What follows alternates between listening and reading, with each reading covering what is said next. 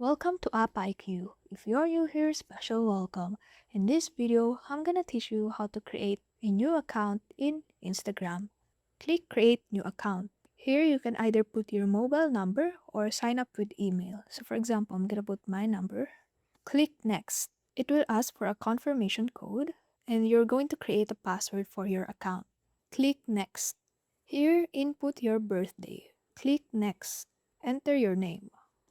Create a username. So in this part, you can choose any name as long as it is unique. It will give you a suggestion, but again, you can use a combination of letters and numbers or whatever you like. If the name is not unique, it will give you suggestions. For example, this one. Click Next. Read the terms and policies and click I agree. You can add a profile picture or choose to skip it. And there you have it. Your Instagram is now all set. So now it just asks for some of your preferences, but you can just skip it. Your Instagram account is now created. Thank you and see you in the next video.